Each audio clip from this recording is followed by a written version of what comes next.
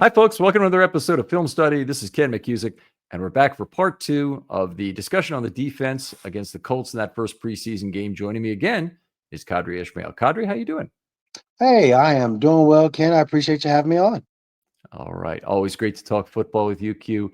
And I enjoyed my time at camp with you whenever we get a chance to discuss something. And we both seem to be at that age where we're trying to protect ourselves from the sun a little more. I wear a big safari hat.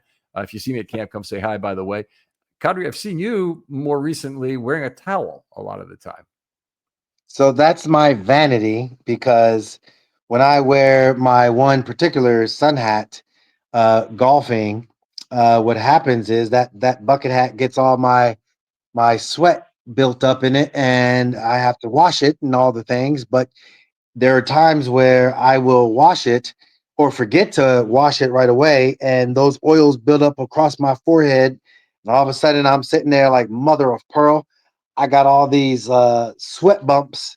And so, yes, there is the podcast world where you can be off camera, and then there's TV world where you can't fake it. And therefore, I just got to realize, hey, my TV face can't be looking all nuts. There's my vanity. Okay. Well, that was a great explanation for that. I didn't really know. There's a lot of people with skin problems who are out in the sun regularly, and this is true among some of the people who cover the Ravens. On a regular basis, on a beat basis. So I think being careful about the sun is just good advice in this day of UV. Let's get back to the 25 Ravens, though, if we can. The emerging depth, I thought, at nose tackle was one of the real stories from this game. In fact, just this last week or so, about a week ago, they re-signed Brent Urban. And obviously, he does not address the nose tackle situation, which was part of the problem because he addresses a position that I thought the Ravens were in decent shape at 5-tech.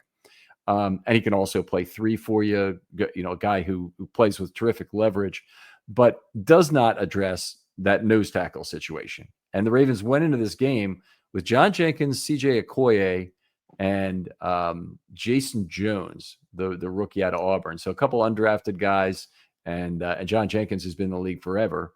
And those three guys were outstanding against the Colts in this game.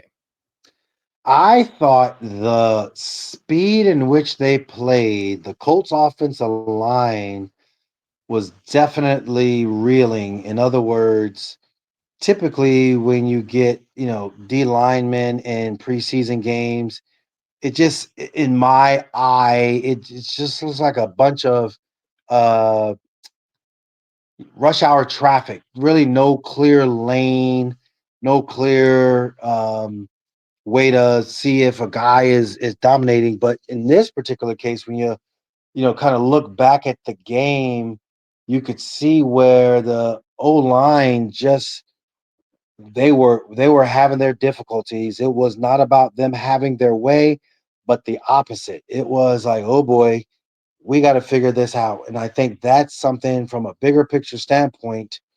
Um, yeah, the defensive front, like kudos, tip of the cap to them. I know that it's not a easy situation to be in when you do see other veterans come in, but they showed themselves like we ain't gonna flinch just because you bring in Brent Urban.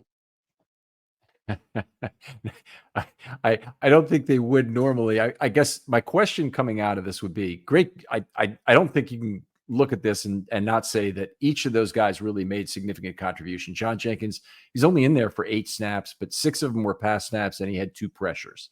And beat the right guard Goncalves, who is a guy who was, I think went to Pittsburgh, and he had a fairly high pedigree a couple of years ago when he came out. I got to think about, he was a rookie last year. But I ask a question generally. Was this more about how poor the Colts offensive line was in terms of both quality of their players in general, but continuity because they're not playing with, Quentin Nelson, for example, in this game? Or was this a question of the Ravens were really as dominant as they looked with the 3 of those guys? I mean, the glass half full, you're hoping that they're just being that dominant. And yeah, you as a Colts coach, you're hoping that your guys would have competed better, even if you don't have your stud player in the game. I think that's something that you take into account. But I thought also, even in the joint practice, it was a situation where they were looking pretty good when it came to creating pressure when they had their certain drills throughout the practice. All right. All right. Well, I looked at this game. Okoye, if we go after past Jenkins, had one of the great ragdollings of all time. The center kind of leaned into him, got just slightly over his feet, and all of a sudden, Okoye just took him and ripped him like he was a little child and threw him into level 2, and then went after and delivered a big hit on the quarterback. Yeah, that's what I'm saying. Like it was impressive. Like I know that part of the emphasis is to put pressure up front. If you go back and look at some of those games last year, in particular the Bills game in the playoffs, you didn't get off the field. You didn't get that rush and pressure to Josh Allen, the running game. There were some times where they had some big chunk runs as well. But if you can create pressure by your upfront guys and or tackle for losses when the coordinator calls some level of a run or some level of a screen and you're just disruptive up front, wow, like that's when you're playing defense. That's when Zach Orr should be smiling because now you've just opened up the world uh, for yourself. And I'm hoping that this is not just an aberration, but this is the norm going forward. Yeah, I agree, and what I actually think the narrative on the defensive line has changed because I think before this game, the Ravens would have asked the question, do we have enough depth among the guys we have in camp right now? And I think they answered it by saying, no, we don't. We're signing Brent Urban. And I think that's a pretty clear message that they're not really sure about their own depth when they make a signing like that. It's a little bit late. Maybe it was always in the cards that they were going to sign Brent Urban, but it could also have been week 2 they signed him if they trust Brent to stay in shape. It's not like Brent will forget the Ravens playbook when he comes back. He's going to know it from playing here last year. But then you have a game like this where all 3 nose tackles played well, and I think the question has actually changed to how the hell do we keep all these guys? We've got a lot of talent now on the defensive line. Okoye and maybe this is a place where you keep 6 defensive linemen when they also want to keep 6 outside linebackers, when they also want to keep 7 cornerbacks, when they also want to keep 5 safeties. There's tough cuts coming, is my point, for having 25 defensive players on this team in terms of who they can keep. Yeah, these are going to be some tough decisions and good problems to have. Mm-hmm. I think the one thing that the age of the new practice squad gives some flexibility to keeping some younger players. Because I think obviously we saw what happened when Travis Jones was kind of nursing those injuries throughout last year. Just didn't really help them much when they needed him to be at his best. And so I think bigger picture wise, yep, I agree with you. This is going to be one of those good problems to sit in on that final roster meeting. Uh, a guy like a LaJohntay Wester, you definitely are going to need. Well, Tez Walker is having one heck of a camp as well, and doggone Tylan Wallace, you can't sit back and trip out on him either. So all of them, they're going to affect the linebackers when it comes to whether or not is it Ajabo who's going to be on the team or off the team? Like, is it who is the odd person in this? So whether it be Jenkins, Okoye, or Jones, like somebody's going to have to help out Travis Jones because he's going to he's going to be on the squad, but at the same time you can't wear him out either. Right. Yeah, I'm with you. They got John Jenkins because he's played a ton of snaps the last 2 years for the Raiders. In fact, he played the most snaps he had his whole career. I think I want better, not more, in terms of what you got. But that said, I'm incredibly impressed with what Jenkins showed on Thursday night. He looked like a player that I didn't recognize. Steamrolling, um, walking his guy right back into the quarterback twice in a six pass rush sequence there. Let's see what it looks like again. So this is the cliche element of my words, but if your audience is a smart audience and has a high football IQ, stack the day then. Stack the day. Certainly. Stack the week. So let's see what they do against the Cowboys. All right. Um, we talked about the depth at outside linebacker to some degree in the first part because we got into some of the guys, even like not just the top six who may be competing, and there's one less chair than there are players, but also they've got with Kamen Rucker and with Malik Ham, even they have potential practice squad additions. You've really got to look at that now, and I think the Ravens will to start the season as part of the roster, but they also need to be careful that when they've just had a guy who's played as well as he has, like a Koye or like Jason Jones, that the chance is not zero now that those guys will be claimed off waivers before they get to the practice squad. And then even when they get there, they're not safe on a week-to-week basis because every injury that comes up, one of the first places opposing general managers will look is the Baltimore practice squad for quality depth players. Yeah, that's I think it's funny in a good way that teams they they source out their scouting. They draft who they draft. They acquire who they acquire. Their coaches go through their camps.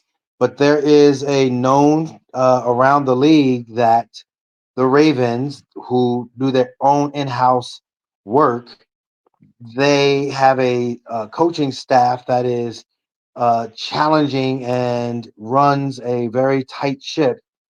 So when, yes, you do get a player from Baltimore, it is known offensively and defensively that you are getting a guy that's going to be seasoned and ready to go.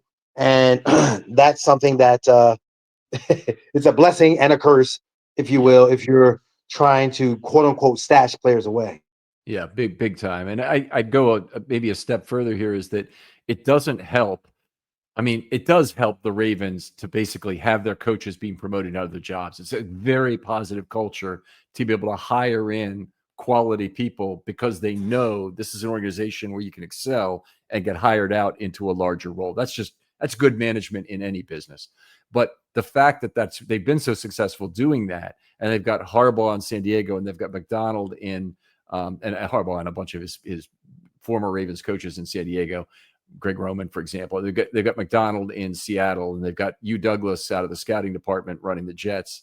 And they've got Pittsburgh now is acquiring Baltimore players at a prodigious rate with Elliott and Queen and Harrison. And it's just there's so many Baltimore East, West, North, and South management departments out there or coaching staffs that you're going to have extra reason why you'll lose those players. It's the Baltimore tree. It's how you do business, and I think ownership, whoever they are, and however they look at their business model, they're probably saying to themselves, "Man, maybe we should change it up." But I think for the Ravens, going way back to Ozzie and the early portions of this franchise's 30-year history, well, what do we need to do to make sure we are all on the same page? And how can we acquire guys and develop them the right way? Again, one of the things that I think is so critically important, it's the little things that um, you want to put forth so there's no distraction. So you can get the guy that gets into his playbook. So you can have him be the best version of himself. So let's eliminate all the distractions so he can go out there and play his best. All right. Um, want to talk a little bit about the tackling in this game, because this is a game where the Colts missed a fair number of tackles, particularly in the Ravens' run game, also on special teams. The Colts missed a number of tackles. The Ravens, if you use the PFF method, and they're fairly harsh on tackles. All I ask, by the way, in terms of missed tackles, if you want to quote them to me, use a uniform source, something where I can check from one period to the next. I don't want PFF tackles compared to some other group that isn't really harsh on missed tackles, or that is incredibly harsh on missed tackles. The standards are what they are. But anyway, the Ravens missed only 2 out of 66 tackles in this game, a 3% missed tackle rate, which is just ridiculously good. Whether it'd be impossibly good for a season. There's almost no player who would turn that in, but it's fantastic for a single year. And the league average missed tackle rate is something about 13 or 14%, right in that range. So it gives you an idea of just what a good game this was, and very great, fundamentally sound football they played. Yeah, I think as I'm trying to look back on it, I think it was Jalen Armour Davis. It was a scramble, and quarterback got the ball out of his hands. I forget who the receiver was, but made his guy miss. It might have been TJ Tampa's guy, and Jalen Armour Davis, tried to go for I guess the kill shot, and that was the only really truly missed tackle. That was like an ugly one that I saw.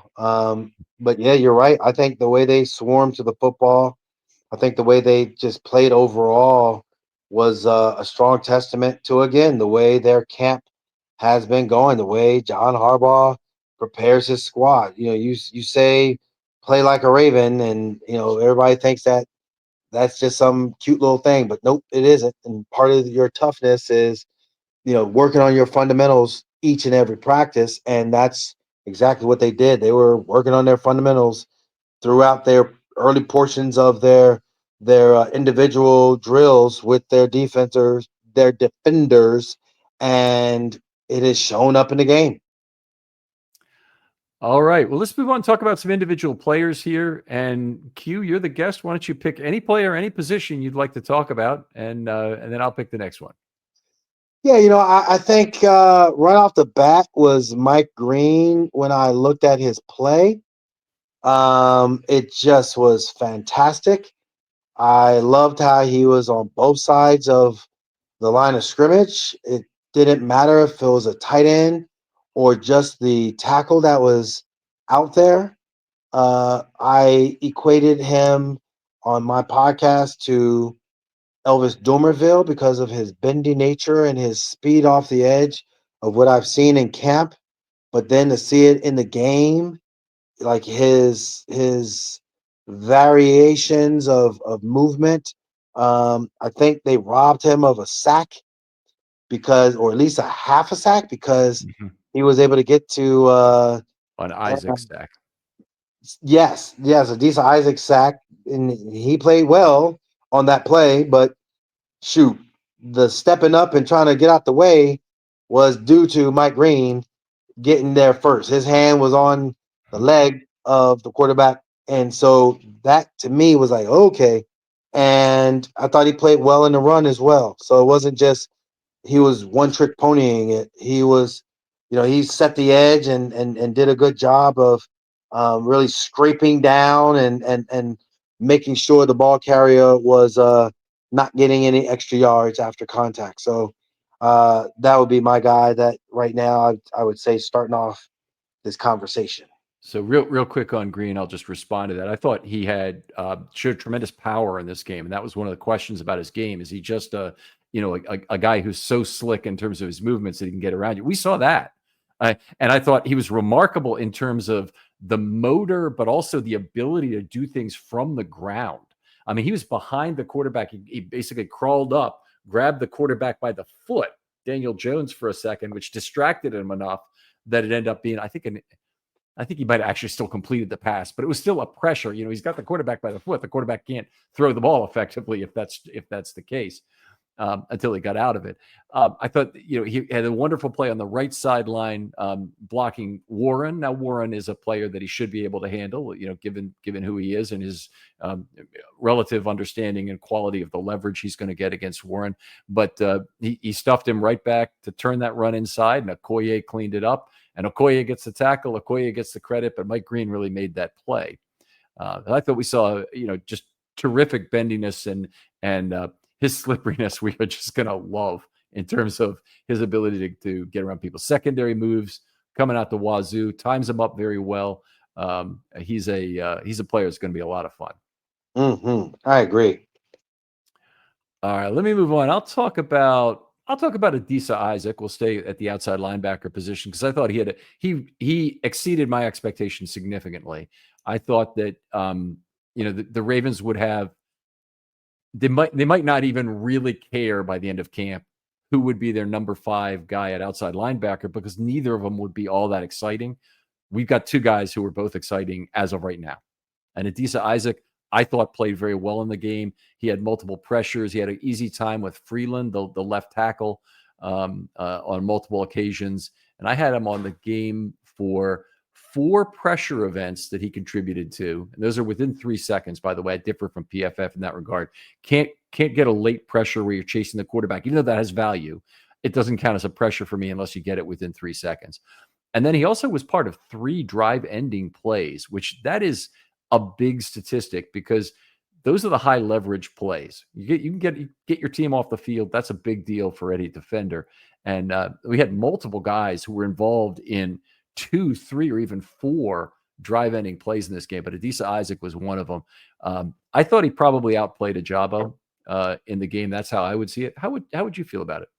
Adisa Isaac, again, some of the things that you're mentioning, it is sparking my brain to light up and say you're right. There were some really good leverage moments of attack that I thought we just couldn't get a chance to see last year because he was injured. So it was good that whether it be the run or the pass, he was involved, but didn't look lost, didn't look like he was playing tentative.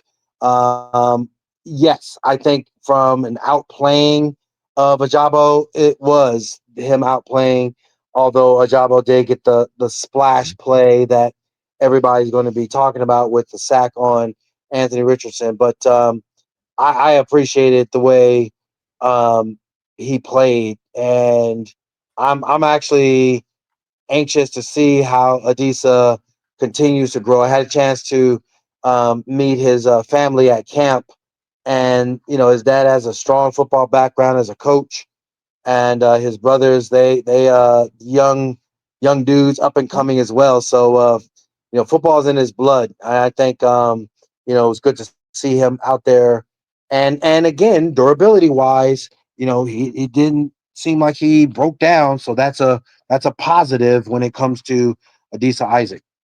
There you go. Who's another player you'd like to talk about? I thought Jalen Armour Davis, I thought he, from a bigger picture standpoint, I know it gets a little bit tricky when, everybody is excited about Jair Alexander, Wuzier, obviously Marlon Humphrey, and, the jack of all trades and Kyle Hamilton, and rightly so. Like, I don't want any of them to come off the field. I'm hoping Malachi Starks does not come off the field and they, live long and prosper. Come on now. But you do need that necessary depth and understanding. I thought that, there was just a sense of urgency to his game. I would have loved to have seen him, the one pass defense, I would love to have seen him pick it off. I think both of his hands got on the football, but alas, he did not. And it's not that it's a bad thing. It's just, it is what it is thing. And bigger picture, man, I appreciated his game. I broke it down in the article into 6 things that I really had not seen regularly for JAD that I did in this game. And I think it's a big deal. First of all, he was healthy and he played in the game. JAD's missed a ton of football in his career. And he's missed, in particular, a ton of preseason football, which has really hampered his development because that's your live fire you get to face a lot of times early in your career. Missed a ton of, didn't play very many games at Alabama when he was there. So his total amount of playing time is very limited. So he's healthy, he played in it. Then they showed the demonstrated versatility between playing on the outside and a slot corner. That's going to pay a lot of dividends. The Ravens do not have an obvious backup at slot corner so far determined. It could be a Keon Martin. It could be, it could have been Ardarius Washington. It could still be, I suppose, Robert Longerbeam, who I think is a legitimate inside-outside candidate, but he just hasn't been healthy for important live fire now. The first 2 of these 5 opportunities they get this August. But I thought that Armour Davis did himself a huge favor by being able to play both positions. The third thing is he returned to the field for an extended trial. Now, this was after Kone got hurt. Some guys, they run into the locker room. In fact, some guys really get themselves in trouble with a team because they start getting undressed and into their street clothes when their time is over. But Kone was hurt fairly quickly. Armour Davis came out. I think the plan was that he was out of the game, but then he came back in and he played, it might have been 3 or 4 more series after that into the second half, or maybe to the end of the first half. Let me look at my sheet here for a second. So, no, he played into the third quarter. So with Tampa, and those guys, they had to pick up additional reps because other people were hurting. It's nice that he was mentally prepared and physically prepared to do that. So that was number 3. Number 4, he found the football in the air. That's something JAD's never been able to do before. And it shows up in practice all the time, particularly in 24. I haven't looked for it as much in 25, but it's been his Achilles heel as a cornerback is he can't find the football in the air. Got all the speed you could need at the position, but it just cannot peak and track the way you need to when he's essentially in phase with that wide receiver. So I was very happy that he was able to show that. He made plays on the ball, so it came from behind a lot of times, reached around the receiver appropriately to get to the football. I thought that was very impressive. And then if you just look at the results, I mean, he was thrown out 6 times for 23 yards. This is 3.8 yards per target, which is obviously outstanding. But these are against QBs that aren't your typical preseason QBs. He played against 2 guys who have an extensive NFL starting experience. In fact, the Colts were favored in this game because of exactly that, about the quarterback competition that the Indianapolis Colts have right now meant more quality quarterback snaps that they were going to get off in this game. So I thought all of that really was a package that Armour Davis put together that made him the single Raven, I thought, who improved his position the most of any on the team in terms of his likelihood of impacting the 25 team. Very powerful. I think let's see what you do off of that performance. Let's see that you stay locked in when you travel down to Dallas. Let's see and make sure that from a bigger picture standpoint, you do the necessary work to keep your body fit and ready for the next challenges, because the receivers at Dallas are going to pose a different threat than what we saw. The quarterback play is going to be a different level of quarterback play than what we saw against the Colts. So those are things that again, the stacked days comment still remains, but kudos to him is what I would say. All right. Fair enough. I'm gonna pick another player here and go with Aeneas Peebles. I thought his day was probably a little bit overshadowed by others who had more splash plays, but he had a great motor in this game. And we know 2 things about Aeneas Peebles coming in and really coming out of the draft. Number 1 is that pretty much everybody knows that he's short. Okay. And the other thing that people seem to know is that you ever have one of those days where everything's off? Well, Mood can help with that. And let me tell you about Mood. It's the online cannabis brand that is changing the way we handle everything from stress to sleepless nights with functional gummies that are 100% federally legal cannabis. Mood launched to make cannabis affordable, accessible, and transparent, while at the same time supporting American farmers growing premium hemp on small pesticide-free farms. Their gummies are next level. Seriously, I've tried a few, and each one feels totally different. The Sleepy Time gummies, out like a light, immediately asleep. The Epic Euphoria, it's perfect when you just need a reset to feel good again. What makes them unique? Mood combines THC with herbs and adaptogens, so you get real targeted effects. You're not going to find this in your typical dispensary. And here's the best part. Mood ships discreetly to most states, offers a 100-day satisfaction guarantee, and right now you get 20% off your first order with the promo code RAVEN. Just head to mood.com. Find your perfect gummy and use the code RAVENS at checkout to save 20%.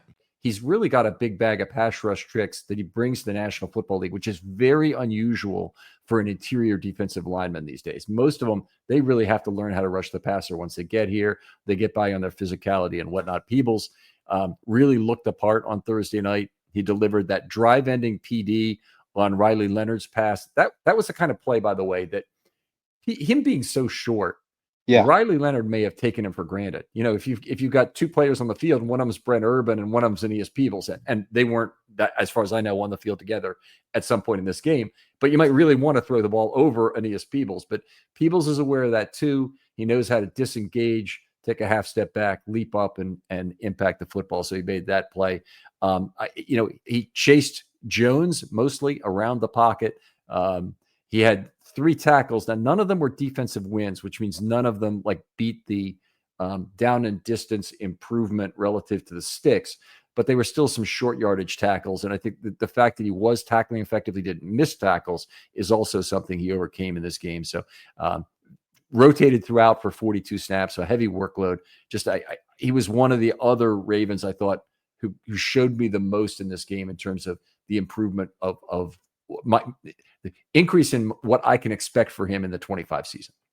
You know, it's so funny when you talk about Aeneas Peebles. Like, I guess I when I'm out at camp, I'm always so outside guys, and like I get so caught up in Ajabo and what he is or isn't going to do, or I'm I got my little fanboy crush on Mike Green, and you're absolutely right. Aeneas Peebles and CJ Ravenel, like both of those guys, they did their job.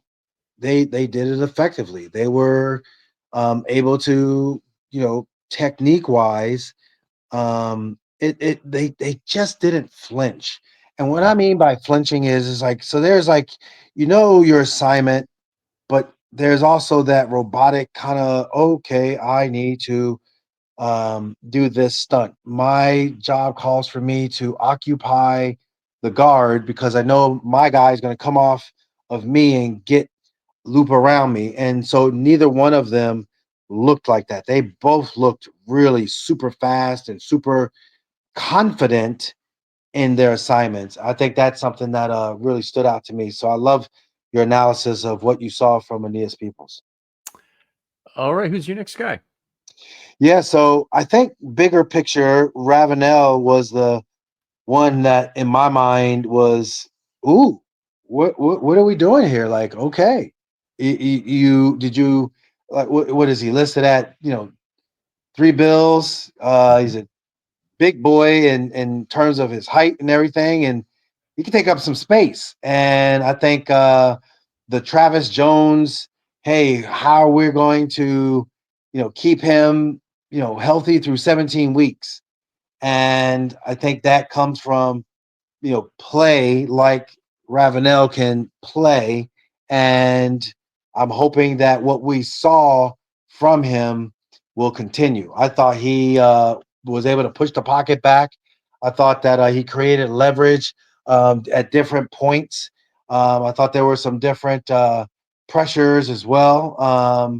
I don't know. I really appreciated watching him, and then at the same time recognizing schematically some of the details of occupying 2 guys while freeing up others. He's a good space denier in the run game. He has that ability. He has some ability to pursue as well. I loved him as a pass rusher. And by the way, he didn't get a bunch of cheap pressures late in the game. He did get his quarterback hit in the 4th quarter, but he got a pressure in each of the first 2 quarters as well. So he's playing against the better players that the Colts had to offer as well and still doing well. He had 4 tackles, actually just 3 tackles or 4 tackles in the game. Whether it was 3 tackles or 4 tackles, every one of them was a defensive win. And that's always a big deal to me in terms of getting that done. Looks like he's grown into his body a little bit better this year. He weighs about 8 pounds more. He's at least listed about 8 pounds more.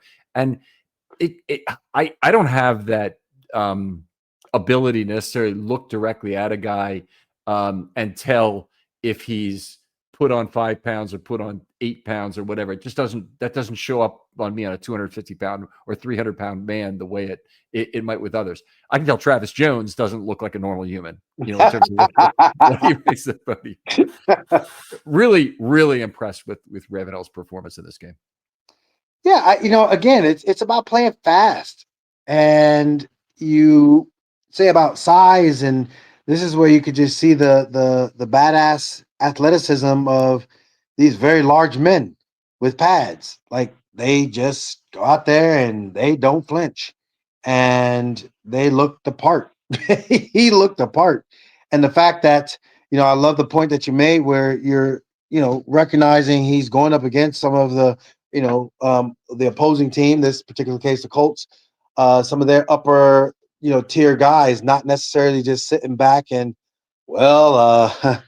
you got some, second level guys that are going to be working at, Home Depot in a few weeks.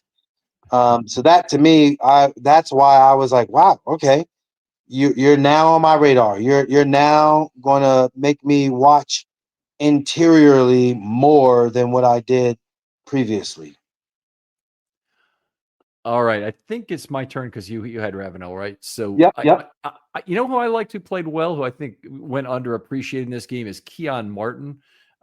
He played a lot of slot corner in this game. He was the guy who really finished the game there, entered on the final drive of the first quarter, and he didn't give up plays. And I did happen to look right before the show. I looked at the PFF stuff for him, and it looks like they've misascribed a reception to him. And I've got to do this, but Keon Martin is charged with the 25-yard play, which was the one on the left sideline where I thought it was JAD and Bo Braid ran into each other in coverage. Yeah, that play. Yep, absolutely. That was both of those guys. Braid actually made the tackle. Yep. But Jalen ran into him, and yes. So I think PFF may have that misascribed. I'm gonna send a note along and see if they'll get that changed. But I had him for only giving up 1 5-yard completion. He knocked down a pass for Owen in the third quarter. This is a big one. The play where a whole bunch of things happened, but Buchanan got rubbed off the play by Ogletree crushing in one of those mesh concepts, and Ogletree basically knew he'd rubbed off Buchanan appropriately, and then he got greedy and he saw Keon Martin to the left of him, and he blocks him, and it turns into an offensive pass interference. And I thought that's, first of all, great for Keon to pick that up. It wasn't anything that he tried to do, but he was in the right place at the right time to happen to pick that up. But it's actually a really funny thing to watch that happen to Ogletree because he's just made a great play and he turned it into a terrible play. It is football intelligence all the time. And yeah, good for him. That is only the preseason and not necessarily the regular season. There might not be a regular season for him, True. That is very true. Very true. All right. So another player. I think looking at it, I would say, do we talk Trenton Simpson? Do we even say that make a big deal of the fact that he didn't get the green dot? Do we sit back and assignment wise, did he occupy the tackle well when David Ajabo comes off the edge? Is that something that the coaches are going to look at? Obviously, he in coverage, there was a wheel route where because of the pressure, that his player wasn't necessarily looked at, but leverage wise, I'm like, yeah, regular season, they're probably going to scheme that play against you, bro. So there's I don't know. I'm curious your thoughts on Trenton Simpson. Okay, so I don't think Trenton hurt his chances in this game, and I look at the green dot as being the Ravens have a limited number of opportunities to give it to somebody else and see how it works out. Giving it to Buchanan makes a lot of sense to me because I think he's the backup Mike on this team, and since the Mike is there on every down, regardless of package, it kind of makes sense that Buchanan would be the green dot holder if anything were to happen to Roquan. So there may not be a version of the world where Trenton Simpson gets the green dot during the regular season. So why give it to him in the preseason? Just give it to the guy who's the backup Mike. I don't have a problem with that. I also wouldn't have had a problem if they gave the green dot to Ruben Lowry in the second half. I didn't know who they did give it to, but he played every snap and would have been a perfectly reasonable choice if they trust him to communicate the defense properly. And that'd be oh boy, would that be a developmental feather in his cap. You remember back to when Chuck Clark took over the green dot when there was a whole bunch of people fumbling the green dot away in that 2019 season. Yep. That makes sense. Perfect sense. Okay, so you can. I get another player here. Let's talk about Marquise Robinson. Now, not a guy who was a high-profile guy in this game, but I thought he played well. 34 snaps of outside corner. One of the things was, if you look at where the passes went, the Colts went after TJ Tampa deep the whole game. Mm-hmm. It is a concern. It's a concern about the speed. He didn't show up poorly in this game based on that. I think, overall Tampa's play was pretty good in terms of the results in this game. But the fact they went after him that much is basically telling me they thought, and two quarterbacks who were in a competition to try and look as good relative to each other were trying to pick on a corner that they thought they could take advantage of. Marquise Robinson didn't get that treatment. And, he's playing on the outside opposite TJ Tampa for a fair amount of this game. They didn't challenge him. He actually drew a holding call on Laquan Treadwell when they had a breakdown of the offensive line. I think it might have been a Ham who broke down at the line. It might have been Ham, might have been somebody else. I think it was Ham. And the run went way wide left for a big gain, 34-yard gain. And then it got called back because of this Laquan Treadwell holding call and made into only a 5-yard gain. All of his targets were short. He had a 10-yard pass that went incomplete. He had another ball that he dislodged right at the line of scrimmage for a pass defense. And then he had a 4-yard throw to Aju, one of the greatest names in football history, that went down quickly right after the catch. So, I can temper my excitement for Marquise Robinson with the quality of players that the Colts had in the second half, and it was lower, but I got to still say that's a really fine outing. I think from that vantage point, yes, it is a fine outing. Anytime a team, and this is where I'm trying to look back on when they had their joint practice, they were doing one-on-ones, and from a getting beat deep aspect of things, that's where I think he was one of the few guys that actually held up. There were some deep balls that were thrown and shoulda, coulda, woulda been completed, but they fell short, or they were just incomplete because the receiver didn't hold on to it. But I think that's where, in their mind, like, oh, well, we just got ourselves some free scouting report, and we're going to go ahead and test, in this particular case, TJ Tampa, as opposed to going after Martin. So I think that's something that, from a bigger picture aspect of it all, the joint practice worked in his favor. Yeah, it's good. I know that during in the OTAs, they were posting speed times from practices and the fastest guys. And Marquise Robinson, I think, had the fastest time of anybody during OTAs. Now, Mitchell might have topped it later because I know he was doing some sprints and he registered over 22 miles an hour. But I think Marquise Robinson, at least in one early day, they showed the fastest speeds at practice, and he was number one. It was by a fairly wide margin, like 21 and a half to whatever the next highest was, being 20 and change.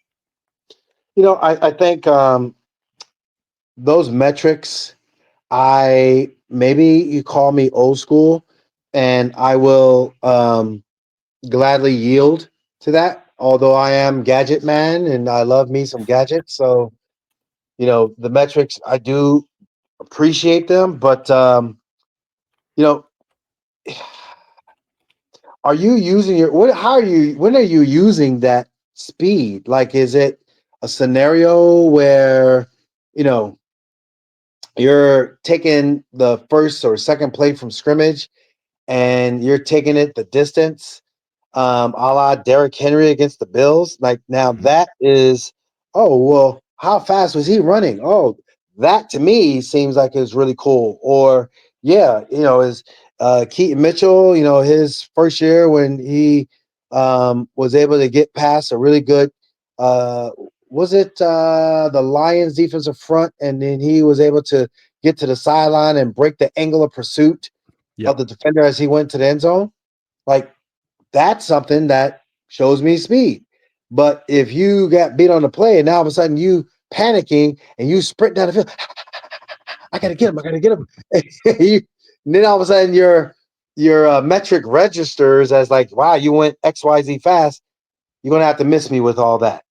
I gotcha. Now I'm with you on that. I think it provides an opportunity, but you definitely got to be able to use your speed and use it for good instead of evil. Use it to be able to peek back into that backfield and then track the football and find it. Use it along with your instincts, but whatever it is, speed and something else is like walking and chewing gum. You need to be able to do both of them. Amen. Yeah, agreed. I think especially in this um league, it's such a fine line of what is a great play versus what is a play that is going to cost a guy his job or cost a guy or cost a team a victory. All right. All right. Well, I think we've gone through enough of the players. Why don't we give our three MVPs for the game? Do you have a number three player for this game that you'd like to start with? The number three player, I'm going to go back to Jalen Armour Davis. I thought he, had to seize the moment. I thought he seized the moment. You know, whether it be Kone going down to injury and him staying locked in for the game and not necessarily worried about taking off his pads. I thought that was really cool. And maybe a 3B would be TJ Tampa Already because cheating. everybody well, no, because Yeah. everybody's tripping out on him, but he Okay. played the whole game. He played the Yeah. whole There you game. go. Give him some love in that regards. So that's why I would say 3B. He won't get 3A because he didn't make the splash plays, but at least he played the whole game. Okay. So TJ Tampa's on my honorable mention list, and it's a very long honorable mention list on this from this Ravens team in this game. So he's on my honorable mention list, which is Sounds kind of good. like having a whole bunch of fours, which I'll get into later. My number three guy is Jay Higgins. I thought, he was one of the two players. I probably could have either done Martin or Higgins. I put Higgins play a little bit ahead of Martin, even though they were both great rolling down the stretch in this game. And he's my number three guy. So I would say Ravenel, like I loved his moxie. I loved his, when they were doing stunts. Sometimes you're the one that is going to benefit off of a stunt, and other times your teammate is going to benefit off of a stunt. And I think he used some really good leverage in multiple situations that they called for the defense to do. Um, I love that. I love the fact that he was able to, get pressure in the backfield and speed up a play. So yeah, I would say Ravenel gets my nod as the second guy. Great choice. Loved his game. Loved everything he did pretty much in it. I hope he's a guy the Ravens can hold on to. It may have to be on the practice squad, given how deep they are, obviously, at the position, but that can change over times. And if it does, you want to have a player like CJ Ravenel around to stick in there. My number two guy is Aeneas Peebles. There's one play I didn't mention from earlier when we were going through and talking about him, but he had a very impressive run defense play where he effectively two-gapped. I think it was the right guard. He two-gapped at the line of scrimmage, number 66, it might have been. Mm. Stills or Sills. It was Sills. So he two-gapped him, basically kept his position so he could go in either direction. I know you know what two-gapping is. Yep. In front of Daniel Jones, who took, actually it was Leonard as he took off from the pocket. And Leonard really could make a decision to go either way. And from both ends, then the Ravens contained that play and took him down for a loss of 1. Now, again, Peebles just denied the space, and it was somebody else who got the tackle in that play. But make no mistake, Peebles got that play by two-gapping Sills and setting Leonard up in a way on that play. That is something, because what people don't realize, two-gapping is a lost art. And if you talk to defensive ends, if you talk to interior guys, if you talk to linebackers, that two-gap scheme is, in their minds, like, boy, you're making me do a lot of work. And yes, they are making you do a lot of work, but if you can do that, there is going to be work for you. The big guys, they typically are the ones that are the two gappers. And those are the guys that in my day are the Sam Madisons and the Tony Siragusas of the world, where they're going to get some sort of splash play. It's because of a technique error on the offensive lineman's part, not necessarily because of what you did. But I do appreciate Rich Gannon getting the short end of the stick when Tony Siragusa landed on him, Mr. Two Gapper. There you go. There you go. You know what I found extra cool about that with Peebles? Peebles is known as, this penetrating, slippery pass rusher. And all of a sudden he's standing up against an enormous guard. And, who's heavier than him by, I don't know, probably 25 pounds. And he's holding him up intentionally with the intention of knowing he could go either way on that, when that is so opposite of what his standard bent is on a football field, to, be moving upfield, penetrating and trying to, get under the arm, get under the pads of these guys so he can move away from them. It's just, it really stood out to me. It was one of the reasons why I probably gave him an extra grade level on that in this game. My number one guy is going to be Mike Green. I am just like, yo, we need to get that Elvis Dumerville. I don't know if he's quite the player when it comes to his game, but Terrell Suggs type of a guy that just is a disruptor. And that's what I'm looking for, a disruptor. I think that if Zach Orr's defense can have that disruptor, then they are going to be dangerous. Because what they like to do, and what you had pointed out earlier in the show, is that you got a four-man rush, but you're looking at, when you go to the line of scrimmage, 6 guys at the line of scrimmage, 5 guys at the line of scrimmage, and you're like, all right, well, who's coming from where? But if you got the disruptor, your team is going to have to fan out to his side, which will invariably free up someone else. And so if you don't do it, then he will disrupt you, and he will get to the quarterback or get a tackle for loss and disrupt the backfield flow. So I love the way he was experimenting with some things. This is the time to do it, and trying to figure out, what works best for him in this pro game. And I just think that the sky's the limit for him. Yeah, first of all, completely agree on the sky being the limit. And we saw a lot from Mike Green that was very cool in this game.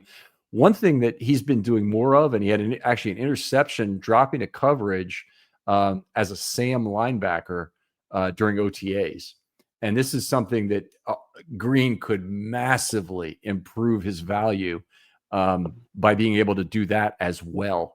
What you're talking about is, if you want to slide protection to Mike Green's side because you think he's always coming as a passer and he drops, you think of that as kind of wasting the player. Sometimes if you waste your best pass rusher by dropping him to coverage, but oftentimes you just created the overload on one side, just made it that much easier for the slot corner or safety to rush off that opposite edge and get home. I mean, it basically is football 101. But Green, if he could play Sam linebacker for this team, it'd be an enormous advantage. And that's one of the real kind of tragedies about Odafe Owe here, is that he's really never graduated into that role. He's been a pure rush linebacker, and he's got all the athleticism you would need to play the Sam spot. It's just not, I guess, it's just not natural for him to drop to coverage as often.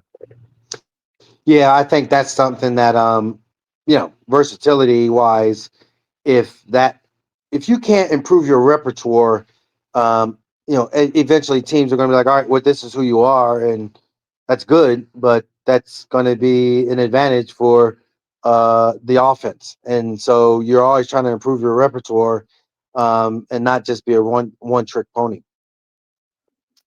All right. My number one guy, Jalen Armour Davis, for the reasons I really gave before, so I won't repeat them, but did so much to improve his own stock for the 25 Ravens. He may well get playing time. I mean, this is a year.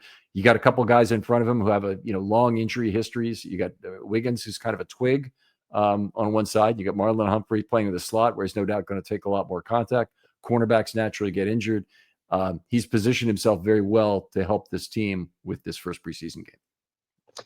Yeah, I think that, big picture wise, if he can play in that slot, that's going to be so incredibly valuable. I think that, the outside is the outside, and hopefully, knock on wood, and there's no injuries to speak of with Nate Wiggins or Jair Alexander or Uze. Like, just okay. Like, you're putting yourself in a position to give them, meaning the coaching staff, flexibility to use you, and that's a good thing. All right. Well, Q, always a pleasure talking football with you. Thanks for making time for this tonight. I know it's a big commitment of time to do these shows, but tell folks where they can get in contact with you and talk football. Yeah, so from a in-season standpoint, you can check me out on X, formerly known as Twitter, as we always have to say. But I am Qadry Ismail is where you can interact with me. I just say this, that if you are a Lamarite and you feel that you have this high dumb IQ, then go ahead and don't follow me and don't look at anything that I post, because we are all about the intelligent wittiness comment, rather than trying to break it down esoterically and read into it as something bigger that really has nothing to do with nothing but you being a fanboy of an amazing player, but realize that you don't know really much about football. There, I digress. At the same time, if you want to, you can check out some of my podcasts. Locked on Ravens with Kevin Ostreicher and I go on his show weekly, and then our squad show, we have it Mondays and Thursdays, and then also after games. So we definitely give you some understanding as far as just what we saw and what we see in the upcoming week of games throughout the season and throughout the year. And then, of course, my Purple pregame show on WJZ. All right, outstanding, Qadry. Give those various podcasts and, of course, the pregame show a good shot. Thanks for listening to this show. As always, like and subscribe, and tell that person how they can download this podcast just once, so they get an opportunity to listen to the content, hopefully fall in love with it. Really appreciate all you folks out there, and we'll talk to you next time on Film Study.